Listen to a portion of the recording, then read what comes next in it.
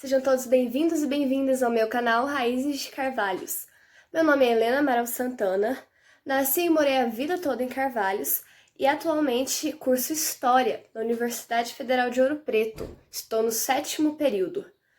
Então eu criei esse canal com o objetivo de divulgar para mais pessoas, carvalhenses ou não, um pouco da história de Carvalhos, além de também mostrar um pouco dessas belezas naturais que eu pretendo ir nos lugares para contar as histórias, para a gente poder entrar mais ainda no clima disso tudo. Muito que eu vou mostrar aqui foram pesquisas e vem de arquivos do meu avô, o Lourenço, e da minha mãe Ludmila, que inclusive boa parte está aqui no livro Raízes de Carvalhos, lançado por eles. Essa é a 2ª edição, lançada em 2009.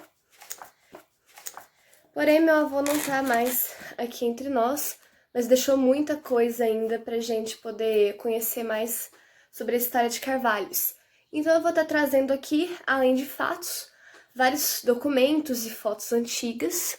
E também eu estou totalmente aberta para vocês que estão assistindo mandarem também documentos, fotos, histórias também contadas pelas suas famílias, pelas pessoas mais velhas, porque tudo isso vai contribuir para a gente descobrir mais ainda, descobrir mais coisas sobre a história de Carvalhos. E vocês podem mudar tranquilo que as fontes serão totalmente divulgadas, juntamente com as informações. Eu também criei uma página no Instagram, chamada Raízes de Carvalhos em Fotos, que eu estou publicando quase todos os dias fotos antigas da cidade ou de coisas que tinham na cidade. Então tá muito legal, tô descrevendo todos os lugares, contando um pouco da história, então eu vou deixar o link aqui na descrição e vocês vão lá dar uma olhada nas fotos. Também tô publicando as fotos na minha página pessoal do Facebook e em alguns grupos da cidade de forma pública, que também dá para várias pessoas terem acesso. Então hoje, para poder começar a abrir o canal, eu trouxe aqui comigo um documento, que é um dos documentos mais antigos que eu tenho aqui, que ele é datado, como a gente pode ver aqui embaixo, depois eu vou mostrar melhor, de 1856. E neste documento, um documento original, como podemos ver, até tá um pouco aqui rasgado, ainda não colei, porque eu não tenho o material certo para colar esse tipo de documento, mas ele tá bem guardadinho. A gente pode ver nele nomes que são comuns pra gente até hoje, como, por exemplo, a Fazenda do Francês, que corresponde a uma parte do atual distrito dos franceses, o Rio Francês, que também corresponde ao Rio Franceses, a Guapiara de Arioca, Moquém, sobre o Muquém, que a gente chama hoje, os Curraleiros também, que também permaneceu o nome, e também citam alguns espigões, que são relevos, montanhas, picos, que a gente também ainda vê, só que aqui a gente não tá usando os nomes. Mas então eu vou mostrar um pouquinho melhor desse documento para vocês, eu espero que vocês gostem. Aqui a gente pode ver que aqui em cima tem o número de página, então provavelmente esse documento estava dentro de algum livro. Meu avô conseguiu ele, não sei como, mas podemos ler um pouco do que está escrito. Eu não vou fazer a leitura literal completa, mas eu vou buscar explicar para vocês os pontos principais dessa declaração. A gente pode ver que começa assim: digo eu, abaixo assinado, morador da fazenda do Francês, distrito da Guapiara, freguesia da vila de Aiuruoca. Neste período, Carvalhos pertencia a Aiuruoca. Esse documento foi escrito quase 100 anos antes da emancipação, de quando Carvalhos se tornou uma cidade independente. A fazenda do Francês, aqui citada, refere-se ao atual distrito dos franceses. Então a gente sabe que desde essa época lá já era chamado assim. E desde antes disso também. Na Carta de Sesmaria, datada de 1744, que foi doada ao capitão Antônio Lacerda, já cita o Ribeirão do Francês, que é o atual Rio Franceses. E a gente vai falar dela num vídeo mais específico. Então, gente, aqui a gente pode ver no início da declaração, que eu vou explicar melhor ela, já falando da Fazenda do Francês. Mas quem era este francês que já era citado muito antes dessa declaração? Com certeza não era o dono das terras, porque em 1744, como eu já havia dito, já se fala do Ribeirão do Francês. Nós não encontramos até hoje registros de franceses na nossa região. Porém, pelos sinais que nós temos, sabemos da presença destes aqui provavelmente no início do século XVIII ou até mesmo antes. As possibilidades da chegada desses franceses são várias. Eles podem ter vindo como imigrantes, podem ter vindo também de forma clandestinamente, o que pode explicar a falta de registro, principalmente em busca de ouro, pelo que Minas Gerais era muito conhecido pela quantidade de ouro que tinha. E também tem uma versão que em 1710 e 1711, a gente sabe que teve uma invasão de corsários franceses ao Rio de Janeiro. Esses corsários franceses eram espécies de piratas do rei, piratas legais, a mando do rei Luís XIV da França. Então, esses corsários invadiram o Rio de Janeiro 2 vezes, em 1710 e 1711, uma vez fracassada e outra vez vitoriosa, mas este assunto não cabe no objetivo do vídeo agora. E também pode ter a possibilidade, que a gente sabe que muitos desses membros dessas tripulações fugiram para o interior do Brasil. Então muitos podem ter fugido para Minas Gerais também, ainda mais pela promessa de tantas riquezas e de tanto ouro que a gente tinha por aqui. Porém, a gente não encontrou ainda documentações que comprovem quem eram esses franceses. Inclusive, aqui eu tenho uma cópia de uma carta que, em 1994, meu avô Lourenço escreveu uma carta para a embaixada francesa do Brasil. Na carta, ele pedia informações e documentações sobre a chegada e a estadia de franceses no sul de Minas. Ele recebeu uma resposta da embaixada dizendo que, infelizmente, eles não possuíam meios para responder essa solicitação e que eles não tinham documentos que falassem sobre isso nos anos 90, e pediu que ele entrasse em contato com o Sr. Bernard, de uma biblioteca francesa que tinha no Rio de Janeiro. Aqui também tem a cópia da carta que meu avô enviou para o Sr. Bernard, pedindo possíveis documentações e possíveis informações a respeito desses franceses. Porém, ele não recebeu resposta. Ou caso recebeu, a gente não encontrou. A gente tem apenas aqui a resposta da embaixada francesa, alegando não ter meios para responder isso. Então isso dificulta mais ainda a gente saber realmente quem foram esses franceses. Então se alguém aí que está assistindo o vídeo tem um pouco de conhecimento sobre os franceses em Minas Gerais, entre em contato comigo porque eu vou ficar muito feliz em saber, eu ainda pretendo descobrir isso. A gente também tem alguns sinais, outros, na verdade, algumas faltas de sinais, que podem dizer um pouco a respeito destes franceses aqui na nossa região. Porque como já se cita Fazenda do Francês, Ribeirão ou Rio do Francês, imaginamos que realmente tenham tido franceses aqui na nossa cidade. Porém, não temos elementos como igrejas antigas. Pelos portugueses, que foram a maior parte, que foram os colonizadores do Brasil, eles tinham um costume, vindo de sua grande fé católica e também da sua necessidade de posse de um lugar, de chegar e construir uma igreja. Como no caso, um exemplo bem próximo nosso é a Igreja da Guapiara, em Eruoca, datada de 1748, bem próxima da data da Carta de Sesmaria, que é 1744. E nós não temos nenhuma igreja tão antiga aqui na nossa cidade, muito menos nos franceses, ou então no sertãozinho, que também as pessoas que moravam lá poderiam ser chamadas de franceses de cima. E os protestantes normalmente se reuniam em salas ou em casas para questões religiosas. Então essa ausência de igrejas antigas pode mostrar que não eram de fato portugueses católicos que estiveram aqui nesse período. Além de sempre falarem do francês, também faltam esses elementos. Então vamos voltar ao nosso documento para a gente ver um pouco sobre o que diz essa declaração. Então, este documento que a gente tem aqui, ele vai explicar as divisas de terras do senhor João Alves Ferreira. E nós sabemos que ele foi escrito de próprio punho pelo senhor João Alves, porque como dizem nas primeiras linhas, digo eu, abaixo assinado João Alves Ferreira, morador da fazenda do francês. Então sabemos que o próprio João Alves Ferreira, que assinou a declaração, escreveu sobre as suas divisas da fazenda onde ele morava, a fazenda do francês.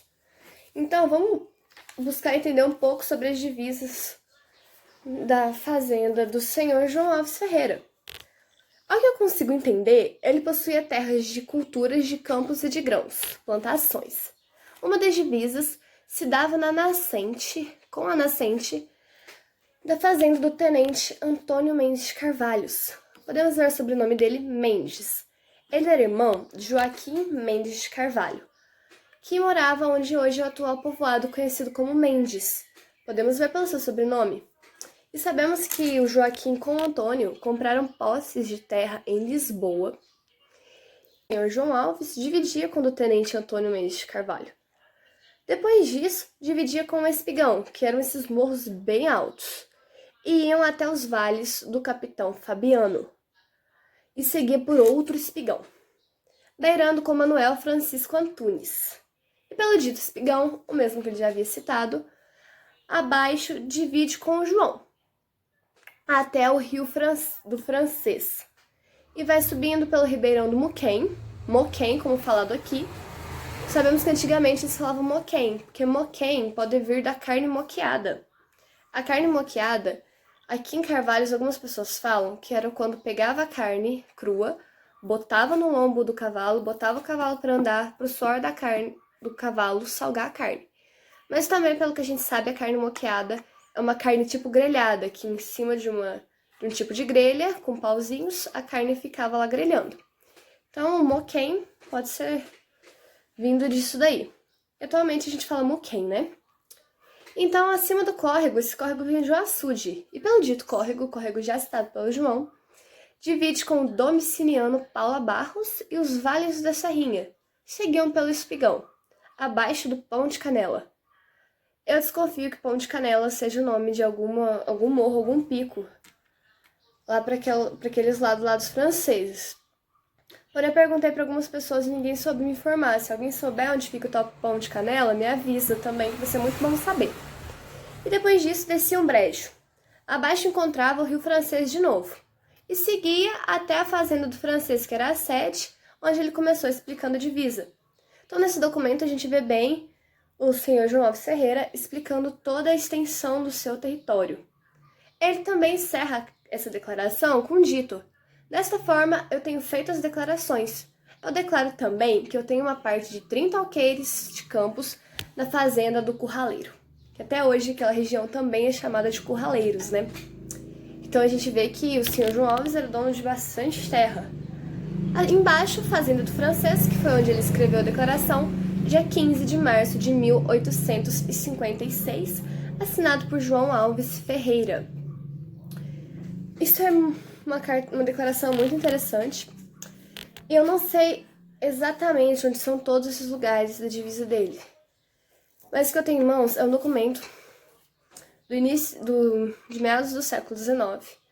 Provavelmente é um em meio a muitos que existiram, ou então que ainda existem e estão guardados por aí. Então, a gente nota, muito interessante, além de notar o tamanho da fazenda do João, que provavelmente hoje já foi dividida para vários herdeiros, e eu sei que inclusive descendentes dele moram nos franceses até hoje, a família ainda está lá, a gente percebe a permanência de nomes de alguns lugares, como por exemplo Curraleiros, Moquém e do francês que se tornou franceses. E isso é muito interessante. Então, quem souber mais coisas sobre isso, tiver mais documentos ou votos para contribuir, eu ficaria muito grata. E o mais interessante dessa declaração que a gente tem aqui não é exatamente buscar saber quem foram esses homens aqui que ele cita das divisas, embora tudo o que pudermos saber é muito válido e vai contribuir muito. Mas o que é muito legal disso é a gente ver a permanência desses nomes no tempo.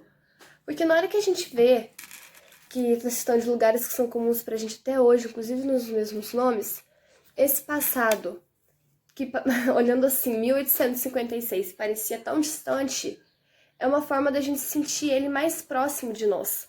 Então esse passado tão distante possui semelhanças com o nosso presente, e isso deixa ele também um pouco mais próximo. Então, com certeza esse documento contribui com a história da cidade, porque a gente nota, citando, por exemplo, o francês, é mais uma confirmação de como essa relação desses lugares com algum francês ou alguns franceses foi algo que permaneceu, o que dá mais ainda a crer na importância e no tempo que essas pessoas ficaram por lá. mesmo a gente não sabendo exatamente quem eram elas. Então, outra coisa muito interessante também é a gente notar a presença de pessoas letradas e alfabetizadas na zona rural de Carvalhos, que neste período, século XIX, era muito difícil algumas pessoas na zona rural possuírem domínio da escrita de forma tão clara, tão certa e com uma ótima grafia como o senhor João Alves Ferreira. Então, com certeza, o João Alves Ferreira era um homem esclarecido, para poder ter, e um homem importante também, para poder ter feito essa própria declaração de próprio punho. E além da gente notar a permanência do nome dos lugares, a gente também vê como foi longo o processo de desenvolvimento e de crescimento da cidade, até ele tomar sua independência como município próprio. Então, como a gente vê falando da Fazenda do Francês, do Rio Francês, que é o mais interessante, a gente notar que para o João Alves Ferreira, mesmo morando naquela fazenda, já era algo comum, já era o nome daquele lugar, falar que tal lugar era associado com algum francês. E isso não era alguma coisa muito recente, porque na própria Carta de Sesmaria de 1744 já se falava do Rio do Francês. Então, é mais uma prova de como esse lugar já possuía esse nome e de como isso foi permanecendo com tanta força no tempo. Então, acaba que é uma viagem a gente ficar lendo esses documentos, a gente perceber esses lugares, perceber a descrição que ele fez, que podem ser lugares que a gente passa até hoje. E a história é um campo aberto para muitas descobertas. E tudo que a gente sabe pode ser mudado, a gente pode descobrir outra coisa que mude nossas crenças, como podemos sempre descobrir coisas novas. Então, a história é uma aventura que a gente sempre pode revelar algo novo pra gente. Então, ainda vou descobrir quem foi esse francês. Espero que vocês tenham gostado. Se que vocês souberem, podem contribuir. Esse documento, com certeza, é muito importante. Não importante pra gente saber a história da cidade, mas pra gente notar algumas características de como eram as pessoas que aqui habitavam no século XIX. Então, espero que vocês tenham gostado do vídeo. Curte, compartilha, manda pro pessoal, porque sempre vai ser uma contribuição. Quanto mais pessoas souberem da nossa história, e para poder fazer mais vídeos e contribuir mais ainda com vocês. Então, gente, muito obrigada. Eu vou postar a foto desse documento na página do Instagram e no Facebook também, para quem quiser fazer a leitura. Se eu falei alguma coisa errada, podem me corrigir.